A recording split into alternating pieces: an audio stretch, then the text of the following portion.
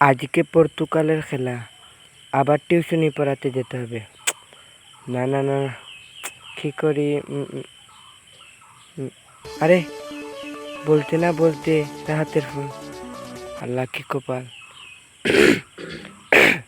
Hello sir, আজকে পড়াতে আসবেন না প্লিজ। কেন আজকে পড়াতে আসবো না? স্যার, আজকে পর্তুগালের ম্যাচ, খেলা দেখব। মানে, খেলা দেখার জন্য পড়াশোনা বন্ধ? এটা কোনো কথা? স্যার, কালকে পড়ব। কালকে কালকে করে মানুষ পরীক্ষায় ফেল মারে। স্যার, গতকাল আপনিই তো পোস্ট করলেন কালকে আমাকে কেউ ডিস্টার্ব করবেন না, খেলা দেখবো। আরে ওইটা তার পোস্ট হয়েছে। স্যার, তার কিভাবে পোস্ট হয়? ওইটা তুমি বুঝবে না। আচ্ছা স্যার, প্লিজ কালকে আসবেন না। আচ্ছা, তোমার মা বাবা কোথায়? আম্মা আব্বা তো বেড়াতে গেছেন চাচার বাসায়। ও আচ্ছা আচ্ছা, ঠিক আছে। তুমি যখন এত করে বলছো তাহলে আজকে আর পড়াবো না, কিন্তু কালকে 2 ঘন্টা পড়াবো।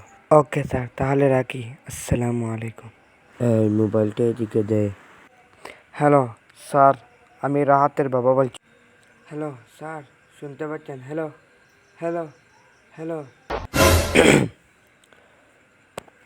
আরে, রাহাত বলল আপনি নাকি বেড়াতে গিয়েছেন।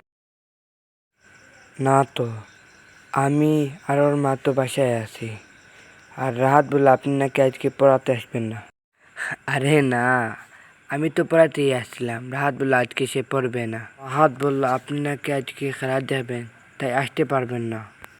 আরে না, খেলাধুলা এগুলো আমার ভালো লাগে না, এগুলো আমি দেখি না। আজকের ম্যাচ এই মুহূর্তে শুরু হতে যাচ্ছে। আমি বুঝতে পেরেছি। আরে, ওইটা পাশের বাসার টিভির আওয়াজ।